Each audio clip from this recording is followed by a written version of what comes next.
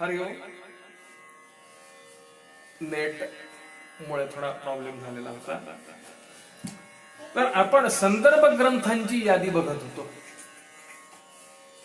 गीता भाष्य मधुसूदनी टीका, रत्नप्रभा टीका, भामती टीका, वेदांत सार विद्वन मनोरंजनी टीका, पंचदशी, संक्षेप शारीरक, सर्व वेदांत सिद्धांत सार, शतश्लोकी, दशश्लोकी, नैष्कर्म्य सिद्धी, अद्वैत सिद्धी, वेदांत कल्पिका, सर्वदर्शन संग्रह, योग वासिष्ठ, वेदांत परिभाषा, सांख्यकारिका, सूत्र, काणाद गौतम दर्शन, मनुस्मृती, महाभारत, रामायण, भागवत, मांडुक्य कारिका, कौटिल्य अर्थशास्त्र,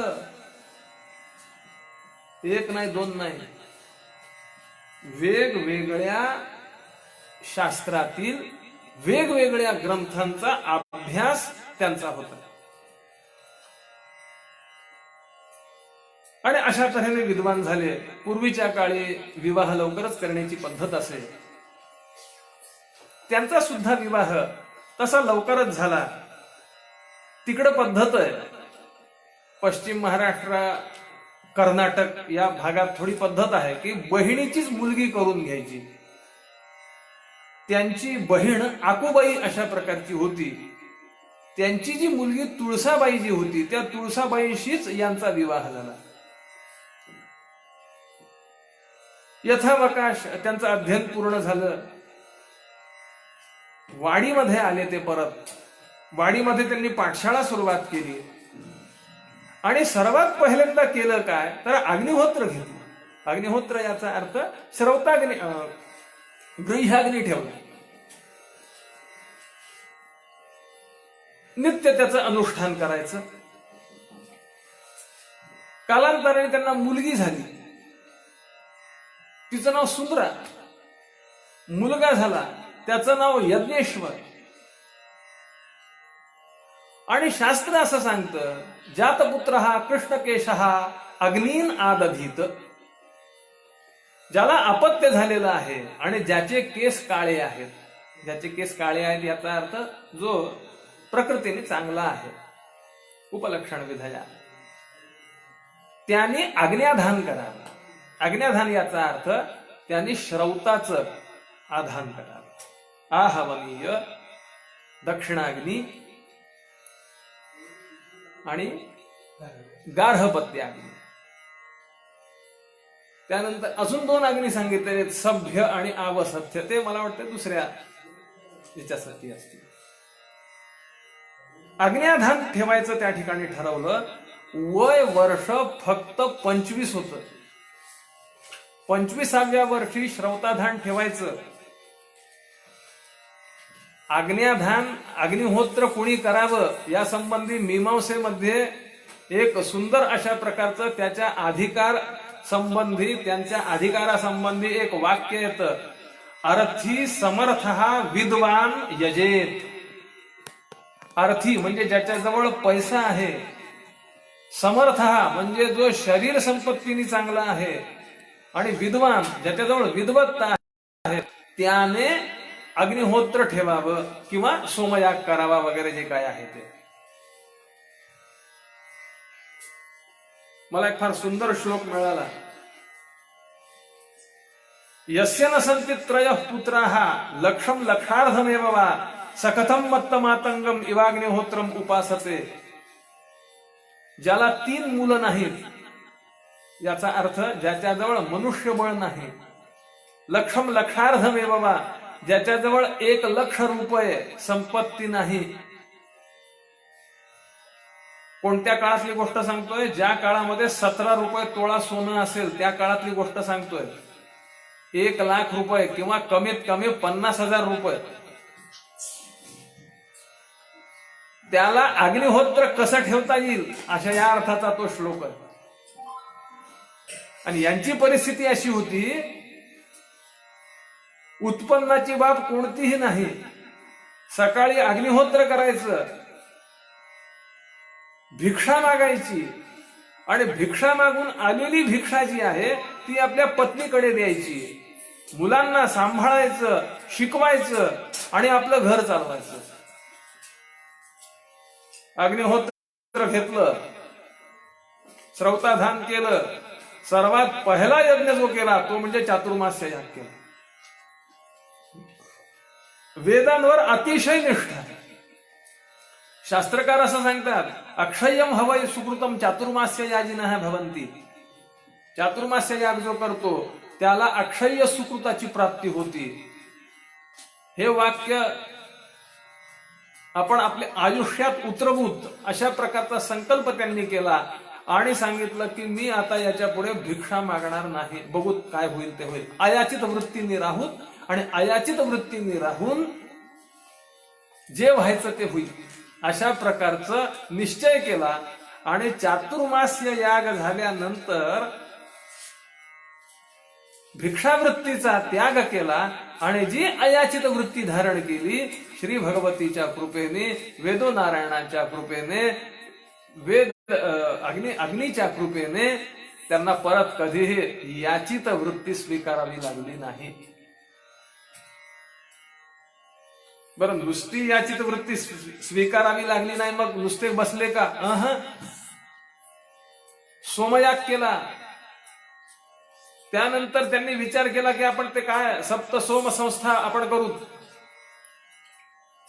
साग्निचित सार्वपृष्ठ आप्तोरयाम नावाचा एक यज्ञ आहे. मध्ये एका राजकीय नेत्याने दुसऱ्या राजकीय नेत्याला चॅलेंज दिलेलं होतं की मोक्षगुंडम विश्वेश्वरय्या हे नाव फक्त उच्चारून दाखवतो, दुसरं काहीच करू नको. तसं अग्निहोत्र आपल्यासारख्याच्या दृष्टिकोनातून फार दूरची गोष्ट आहे. सागरीचित सागरीचित सार्वपृष्ठ आप्तोरयाम हे नाव फक्त व्यवस्थित उच्चारलं तरी सुद्धा अग्निहोत्र केल्याचं पुण्य लागलं. इतकं ते अवघड प्रकरण. तो करायचा ठरवला. 12 का 17 दिवस चालणारा तो यज्ञ आहे. जवळ फक्त 500 रुपये, फक्त. झालं, निश्चय केला आणि वाईच्या ठिकाणी तो यज्ञ झाला. काही जणांनी जेवणाची जबाबदारी स्वीकारली, काही जणांनी दक्षिणेची जबाबदारी स्वीकारली. पण प्रश्न उपस्थित अशा प्रकारचा झाला की हे सगळं करून जर पैसे जास्त जर लागले तर काय, तर कोण त्याची जबाबदारी घेणार? जेरे स्वामी पुढे झाले, स्वतः पुढे झाले आणि शंकर शास्त्री पूर्वाश्रमीचे त्यांना सांगितलं मी माझं घर आणि माझं सगळं तुमच्या नावावर करून देतो, सुरुवात करा. काय होईल?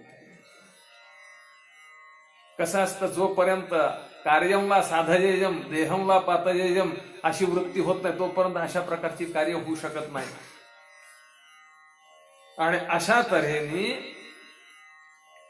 वयाच्या फक्त 35व्या वर्षी, लक्षात ठेवा, वयाच्या फक्त 35व्या वर्षी चयनयाजी सोमयाजी दीक्षित म्हणून शंकरशास्त्री त्या ठिकाणी प्रसिद्ध झाले. आणि ते सुद्धा पाठशाळा सांभाळून, अग्निहोत्र सांभाळून, येणारे जाणारे अतिथी सांभाळून, स्वतःची विद्या सांभाळून. त्यांचं ते निष्कलंक चारित्र्य. आणि आश्चर्याची गोष्ट, त्यांचा आणि साताऱ्याचा ऋणानुबंध पूर्वीपासूनचा. सीताबाई कांधेरे म्हणून एक फार मोठी साताऱ्यामध्ये एक धार्मिक स्त्री होऊन गेली. दुर्दैवाने पतीचं छत्र हरपलं. त्यांनी एक ट्रस्ट स्थापन केला. त्याचे 2 भाग केले, एकामध्ये अग्निहोत्र आणि एकामध्ये वेदांत विद्यापीठ. तर त्या वेदांत विद्यापीठामध्ये यांची योजना झाली. त्या ठिकाणी शंकरशास्त्रींची कार्य मोठ्या आनंदाने सुरुवात झालं. कसं असतं, गुणाः कुर्वन्ति दूतत्वं दूरेपि वसतां सतां केतकी गंधमाघ्रातुं स्वयमायांति षट्पदाः. सज्जन माणसातले गुणच त्यांचं दूतत्व करत असतात, दूतपणा स्वीकारत असतात म्हणून सांगितलेलं. त्यांना निमंत्रण द्यावं लागत नाही, जाहिरात करावी लागत नाही. त्या काळी संकेश्वर पीठावर शिरोळकर गुरुस्वामी म्हणून होते. त्यांनी विचार केला की या ठिकाणी आपण अवश्य अशा प्रकारचं त्या ठिकाणी आलं पाहिजे आणि ही व्यक्ती आपला उत्तराधिकारी म्हणून उपयुक्त आहे. कारण शास्त्रकार असं सांगतात, संन्यास घेणं म्हणजे सोपं नाहीये, त्याला साधन चतुष्टय संपन्नता लागते. आत्मानात्म विवेक, वैराग्य, शमदमादी षटक संपत्ती, मुमुक्षुता, या 4 यांना साधन चतुष्टय म्हणतात. ते ज्याच्याकडे आहे, ज्याने अधिकार प्राप्त करून घेतलेला आहे, अधीत्य विधिवत वेदान, पुत्रांष्टोत्पाद्य धर्मतः इष्टाच विविधान यागान मनोमोक्षे निवेशयेत, ज्यांनी यथाविधी वेदांचं अध्ययन केलेलं आहे, पुत्रोत्पत्ती केलेली आहे धर्मपूर्वक, ज्यांनी अग्निहोत्राचा स्वीकार करून अनेक यज्ञ केलेले आहेत, त्यालाच मोक्षाचा अधिकार प्राप्त होतो म्हणून सांगितलेलं. आणि ह्यांचं वैराग्य कसं होतं आम्ही ऐकलेलं सांगतो. विवाह ज्यावेळी करण्याचं ठरवलं त्यावेळी यांनी आपल्या सासूबाईंना सांगितलेलं होतं की विवाह झाल्यानंतर 12व्या वर्षी मी संन्यास घेणार. बघा, तुमची मुलगी द्यायची असेल तर द्या. आता सासूबाईंना सगळ्यांना वाटलं की एकदा माणूस ह्याच्यात पडला की मग कुठला आला निघायला. हो हो म्हणून सांगितलं. 12 वर्ष पाठशाळा सांभाळली, 12 वर्ष अग्निहोत्र सांभाळलं, सोमयागाधिक सर्व अशा प्रकारचे त्या सप्तसोम संस्था एक समयावच्छेदेने करता येतात त्या केल्या. आणि 12व्या वर्ष लागल्यानंतर त्याने सांगितलं मी आता संन्यास घेणार आहे. पत्नीची इच्छा नव्हती, पण शास्त्रामध्ये असं एक वचन आहे, देवता हा दारादी रूपेण विघ्नं कुर्वन्ति. त्या देवता ज्या आहेत त्या म्हणे पत्नीच्या शरीरात प्रवेश करतात, पुत्राच्या शरीरात प्रवेश करतात आणि त्याला संन्यास घेऊ देत नाही. का? कारण हा आपलं अतिक्रमण करून पुढे जाईल. पण मुक्त झाला की मग देवांचा अधिकार त्यांच्यावर राहत नाही. जो कच्चा असतो तो म्हणतो काय करावं, माझी पत्नीच मला परवानगी देत नाही, काय करावं, माझी मुलंच मला जाऊ देत नाही. पण खरा जो अधिकारी जो असतो, यदहरेव विरजेत तदहरेव प्रव्रजेत, असा जो असतो तो या सगळ्याला नाकारतो आणि संन्यास घेतो. आणि त्याप्रमाणे यांनी संन्यास घ्यायचं ठरवलं. 1854 शके म्हणजे 1933 साली यांनी माहुली क्षेत्रामध्ये शिरोळकर स्वामींच्याकडून संन्यास ग्रहण केला. अधिकारी शिष्य स्वामी. मला कधी कधी या योगायोगाचं आश्चर्य वाटतं. त्यांचा जन्म कृष्णाकाठचा, वाडीचा जन्म, संपूर्ण त्यांचं कार्यक्षेत्र कृष्णाकाठवर गेलेलं. त्यांचा संन्यास जो आहे तो सुद्धा माहुलीला झालेला. आणि त्यांची जी झाली ती समाधी सुद्धा कृष्णाकाठ माहुलीलाच आहे. आज सुद्धा आपण त्या ठिकाणी जाऊ शकता.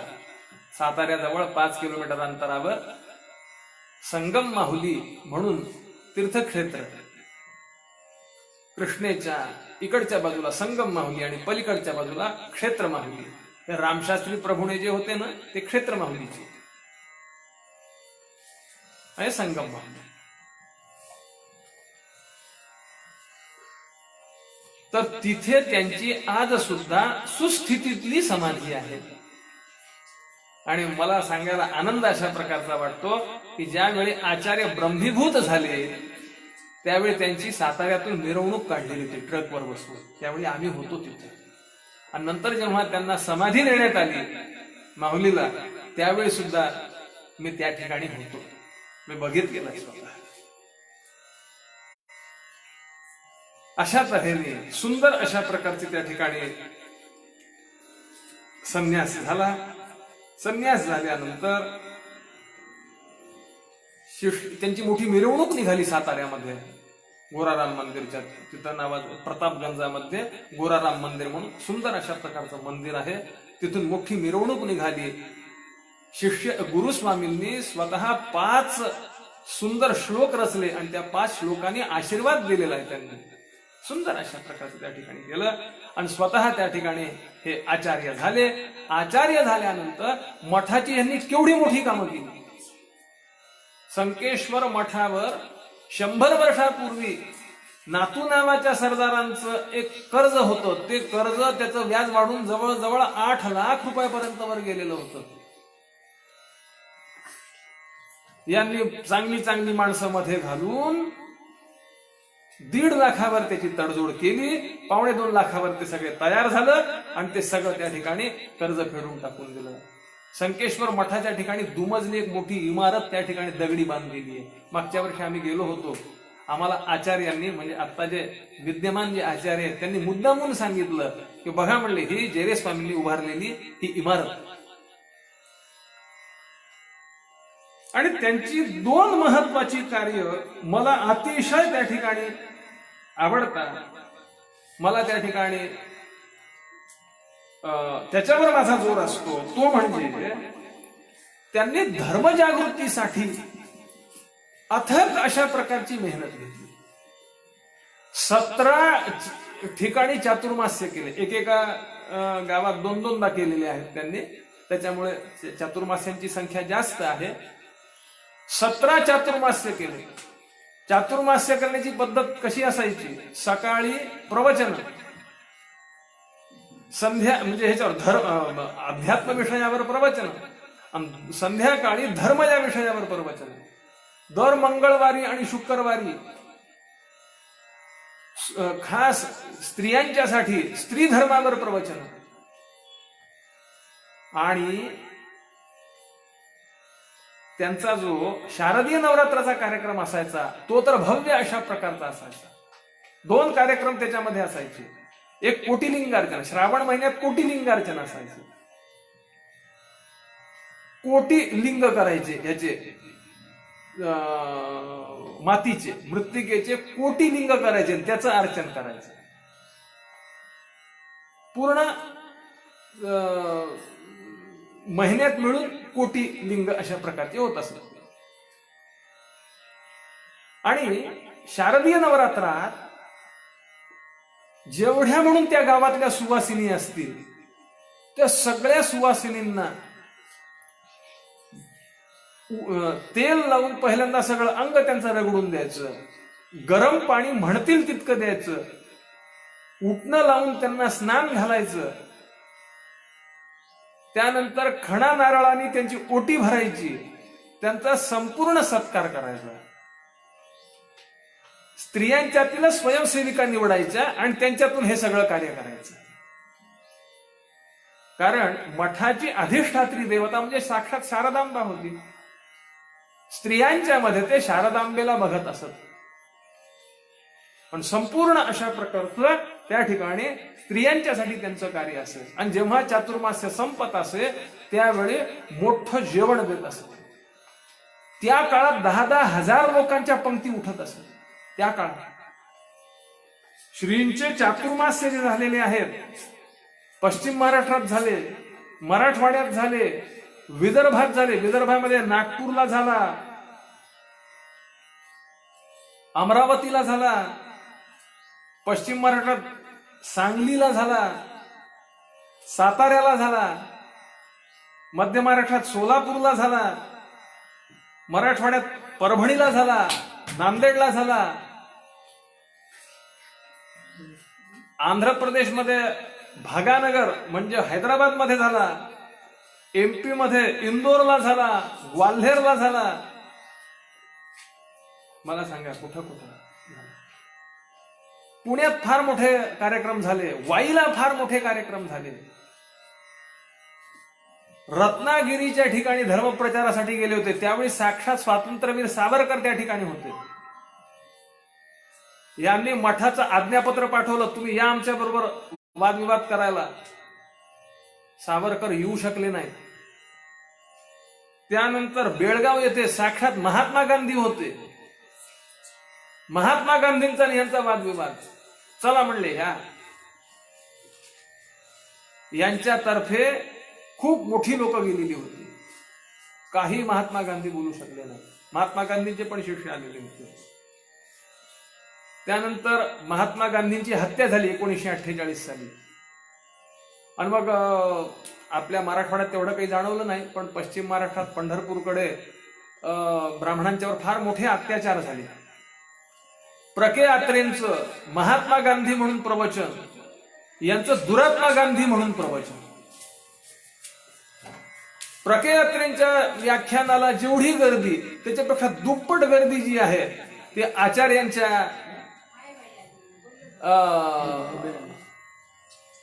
आचार्यांच्या प्रवचन. त्यांचं अजून एक कार्य खूप मला आवडतं की ज्या कार्याचा उल्लेख हा त्यांच्या कोणत्याही चरित्रात किंवा कोणत्याही पुस्तकात मिळत नाही.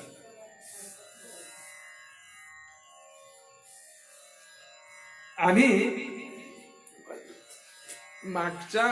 त्याच्या मागच्या वर्षी वाशिमला माझं भागवत होतं. तर मी आणि आम्ही दोघ जण भागवताला गेलो होतो. तर तिथं काही कुठं दर्शनाला वगैरे तिथल्या आमचे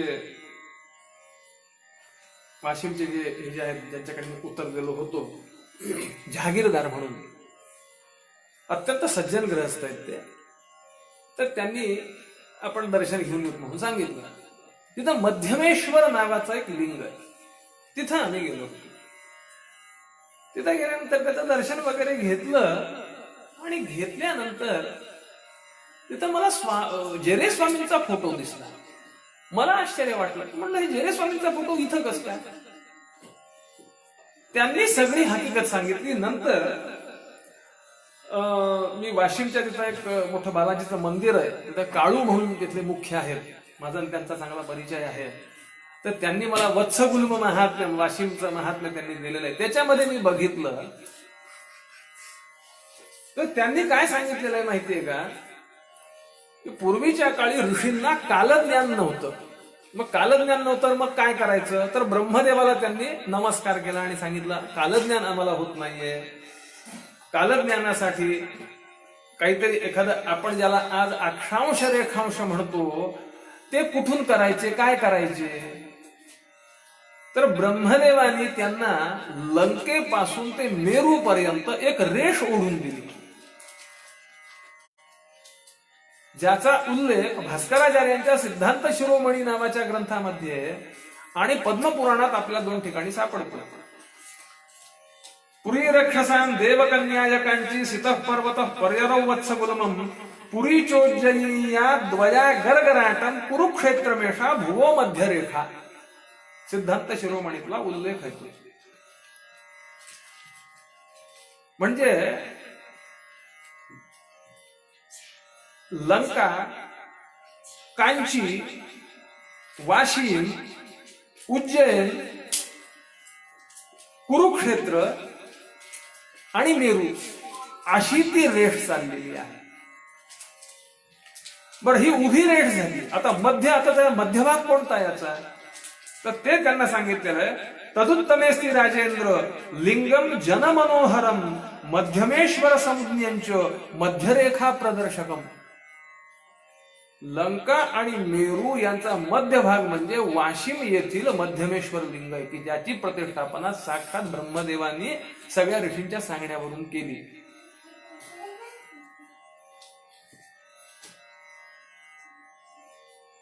देशांतर परिज्ञानम तदर्थम देशलक्षणम लंकामेरवोस्तत्व मध्ये मध्यरेखा विनिर्मुहु लंकापुरी किल देवकन्या कांची सता श्वेत गिरींच पर्यलीम यद्वत्सगुल्मं परिकल्प मध्यः तथोज्जयिन्याधिकमुत्तरार्धं सुमेरु पर्यन्तमिदं यथा स्थितं चक्रुर्मुनीन्द्राः सहसा ह्यभिज्ञः यन्त्राचितो मदेश भावः तत्रैव जैत्रा शशिमौली रीशः. त्या मध्यमेश्वर लिंगाची जी स्थान जे होतं ते स्थान, तिथं एक फार मोठी वेधशाळा पण होती.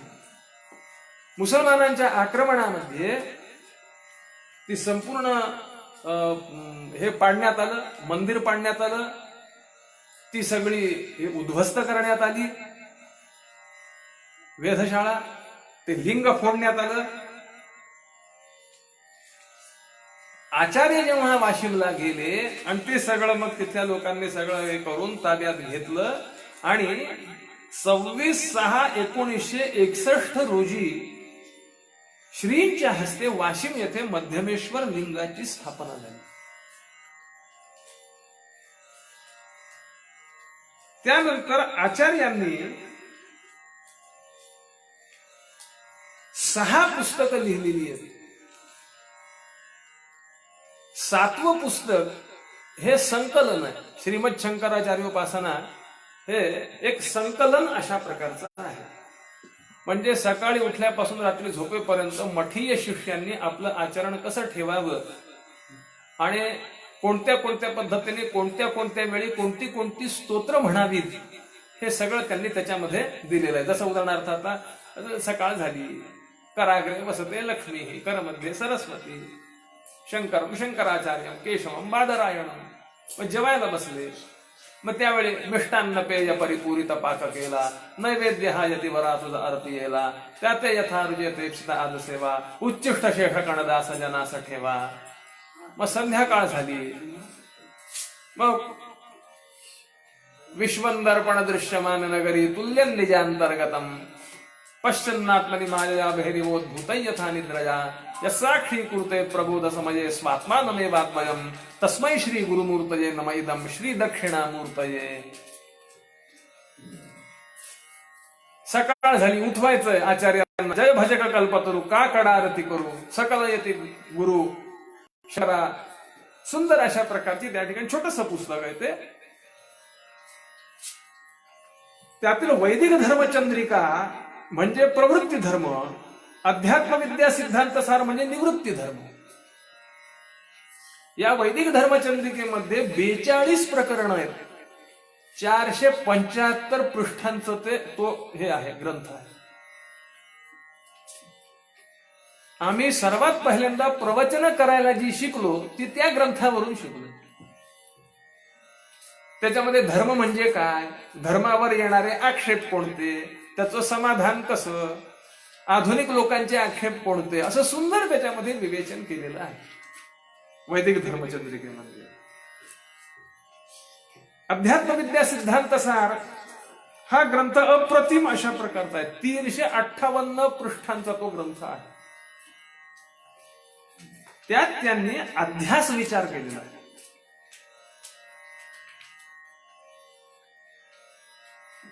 9 पद्धतीने अध्यासाची कारण आणि 12 प्रकाराने तो अध्यास कसा होऊ शकत नाही याचं विवेचन केलं.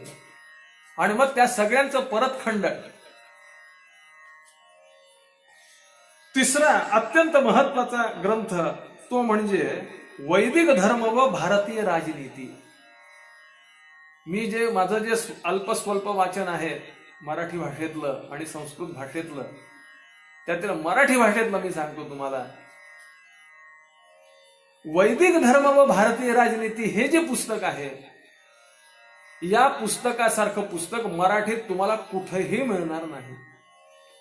यात कौटिल्य अर्थशास्त्र, कामंदकीय नीतिसार, विदुर नीती, शुक्र नीती, बृहस्पती नीती या संपूर्ण ग्रंथांचं व्यवस्थित अध्ययन करून त्या काळात सुद्धा कशा पद्धतीने निवडणूक पद्धत होती ते पण त्यांनी सांगितलेलं आहे. मला आठवतंय आमच्या पाठशाळेचं आम्ही 25 वर्षापूर्वी उत्सव चालू केला 1995 साली. त्यावेळी मी भारतीय राजनीती आणि निर्वाचन पद्धती या विषयावर प्रवचन केलेलं होतं. ते या भारतीय राजनीती पुस्तकातलं घेऊनच मी केलेलं होतं. निवडणूक कशी असते, आपल्याला वाटतं की पूर्वीच्या काळी निवडणूक नव्हती, पूर्वीच्या काळी निवडणूक होती, ती कशी होती, काय होते, त्याचे अधिकार कोणते होते, राजा कसा असावा, राज्याची सप्तांग कोणती, त्यांच्या मर्यादा काय, त्यांची कर्तव्य काय, त्यांचे अधिकार काय, हे सगळं त्याच्यामध्ये विवेचन केलेलं. साधारणतः 44 प्रकरण आहेत. 455 पृष्ठांचा तो ग्रंथ आहे. त्यानंतर अध्यात्मविद्या प्रदीप 7 प्रकरण आहेत त्याच्यामध्ये. ते मुद्दामून ग्रंथच समोर ठेवलेला आहे. त्याच्यामधली 7 प्रकरणं जी आहेत ही अत्यंत महत्वाची अशा प्रकारची प्रकरणं आहेत. साध्य साधन, ज्ञान वैशिष्ट्य, आत्मानात्मविचार, मायावाद, सर्वदर्शन संग्रह, मोक्ष साधन आणि जीवनमुक्ती. 7 प्रकरणामध्ये संपूर्ण अध्यात्माचा उहापोह केलेला 722 पानांचा ग्रंथ आहे हा. एक नाही, दोन नाही. त्या काळातलं छपाई येते, शिळा प्रेसची छपाई येते. ती काय आजच्यासारखे ऑफसेट छपाई नाही आहे. त्या काळातली छपाई येते. आज हे ग्रंथ सुद्धा अप्राप्य झालेले. मी आतापर्यंत अध्यात्मावरचे अनेक ग्रंथ बघितले, चांगले चांगले ग्रंथ बघितले, पण अध्यात्मविद्या प्रदीपासारखा प्राचीन सर्व ग्रंथांचा सार असणारा ग्रंथ मी अजूनपर्यंत बघितलेला नाही.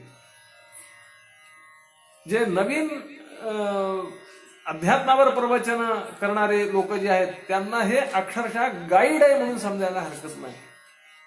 संक्षेप शारीरक, नैष्कर्म्य सिद्धी, अद्वैत सिद्धी, ब्रह्मानंदी, भामती, आपण जी नुसती नावं ऐकतो ही प्रस्थान त्रयी तर आहेच आहे, त्याच्याबद्दल प्रश्नच नाही काही. हे आपण नुसती ऐकतो ते सगळेच्या सगळे मूलभूत स्वरूपात दिलेले आहेत. तुम्हाला सांगतो, या ग्रंथामध्ये ब्रह्माचा विचारच का करू नये 11 आक्षेप दिलेले, 11 अनुमान दिलेले. ब्रह्म न विचार्यम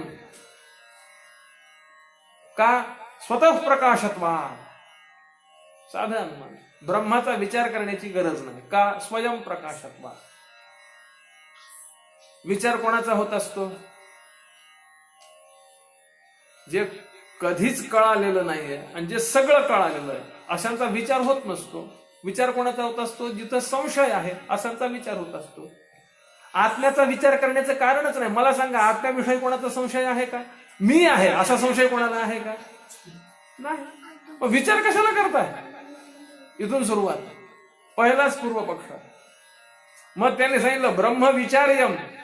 दुसरं त्यांनी अनुमान दिलं त्याला, ब्रह्म विचार्यम का सामान्य ज्ञान सत्वे अपि विशेष ज्ञान सत्वा.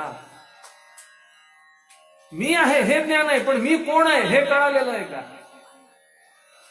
देहम प्राणम अपींद्रियाण्यपि चलाम बुद्धिंच शून्यम विदुः स्त्री बालान धजडोपमास्वहमिति भ्रांता भृशंवादिनः माया शक्ती विलास कल्पित महाव्यामोह संहारिणे तस्मै श्री गुरुमूर्तये नमः इदं श्री दक्षिणामूर्तये. काही जण देह म्हणजे आत्मा मानतात, काही जण इंद्रिय म्हणजे आत्मा मानतात, काही जण प्राण म्हणजे आत्मा मानतात, काही जण बुद्धी म्हणजे आत्मा मानतात, काही जण शून्य म्हणजे आत्मा मानतात.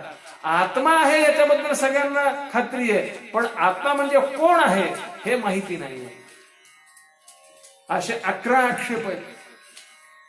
अध्यास का संभवू शकत नाहीत? 12 आक्षेप, 9 आक्षेप आहेत. त्या सगळ्यांचं खंडन आहे. हे सगळं अध्यात्मविद्या प्रदीप मध्ये. आज सकाळीच आमचं बोलणं झालं, म्हणलं किमान अध्यात्मविद्या प्रदीप आणि भारतीय राजनीती हे 2 तरी ग्रंथ पुनः प्रकाशित झाले पाहिजे. त्यानंतर स्त्री धर्म, स्त्रियांनी कसं वागावं, काय करावं. छोटासा ग्रंथ आहे, जास्त मोठा नाहीये ग्रंथ, छोटा आहे. कदाचित त्यातील काही विषय आज पटण्यासारखे पण नसतील काही जणांना, पण स्त्रियांच्या विषयी आपल्या ग्रंथातून कशा कशा पद्धतीने दिलेलं आहे याचं एकत्रीकरण संगत जर पाहिजे जर असेल तर ते आपल्याला स्त्री धर्मात प्राप्त होतं. त्यानंतर त्यांनी खूप मोठं कार्य केले, ते म्हणजे दशोपनिषद भाष्य चंद्रिका नावाचा ग्रंथ लिहिला. ईशकेन कठ प्रश्न मुंड मांडुक्य तित्तिरिहि ऐतरेयंच छांदोग्यम बृहदारण्यमेवच, अशी जी 10 मुख्य उपनिषद आहेत की ज्याच्यावर आचार्यांचं भाष्य आहे.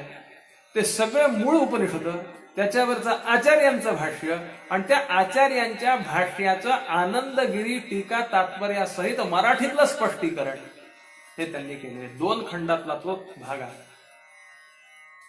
सुंदर ग्रंथ आहे तो सुद्धा. अशी सगळी ग्रंथांची त्यांनी निर्मिती केली. साधारणतः 1970, 71, 72 नंतर त्यांनी संचार कमी केला. त्यांची प्रकृती मग हे झाली. जो 75 वर्ष होऊन गेलेली होती त्यांचा खूप मोठा वाईला फार मोठा कार्यक्रम पण झाला त्या निमित्ताने. आणि मग ते मठातच राहू लागले साताऱ्यात. खूप मजा यायची. आम्ही लहान होतो त्यावेळी. त्यातल्या त्यात आचार्य जयंती उत्सवामध्ये आचार्य येत असत. अमरावतीचे एक रामकृष्ण बुवा म्हणून रामकृष्ण बुवा चौधरी ब्रह्मवीणा वादनपटू, बरोबर आदल्या दिवशी ते रात्री येत असत. त्यांच्यासाठी एक खोली ठेवलेली असत. 5 दिवस सकाळी उठून ते आचार्यांना ब्रह्मवीणा त्या ठिकाणी वाजवून दाखवत असत. सकाळी 7 ते 8 प्रवचन असायची. श्रीपाद शास्त्री जेरे, विष्णू शास्त्री खरे, यज्ञेश्वर शास्त्री केळकर, एकापेक्षा एक जबरदस्त पंडित. आणि मग त्या ठिकाणी अभिषेक असायचा आचार्यांच्या मूर्तीवर. तिथे वरदमूर्ती वरदेश्वर आचार्यांची मूर्ती होती, तिचं नाव वरदमूर्ती होतं. आणि तिथली जी पिंड आहे त्याचं नाव वरदेश्वर होतं. त्याच्यावर अभिषेक. मग जेवण वगैरे झालं की 3 ते 5 शास्त्रसभा असायची. आमचे गुरुजी आम्हाला घेऊन बसायचे. मग त्याच्यामध्ये चर्चा असायच्या न्यायशास्त्रावर वगैरे. मग संध्याकाळी आरती असायची. मग पालखी निघायची आणि रात्री कीर्तन. असा खूप मोठा सुंदर अशा प्रकारचा कार्यक्रम असायचा. कालांतराने ते थकत गेले. त्यांना नागिण झाली. एक रोग आहे तो. आणि त्याच्यामध्येच ब्रह्मीभूत झाले. ते शरीराने जरी ते आपल्यात नसले तर या 7-8 ग्रंथांच्या माध्यमातून आज सुद्धा ते आपल्या तिथे आहेत. आता बघूत कसं कसं काय काय. योजना तर आहेत, सगळ्यांच्या मनात इच्छा तर आहे. भगवतीची जशी इच्छा असेल आणि भगवतीची जशी सहाय्य होत जाईल तसं तसं हे कार्य होईल. ती शक्ती प्रदान श्री भगवती आपल्याला करो, हेच तिच्याजवळ प्रार्थना करू. गोपाल कृष्ण भगवान की जय.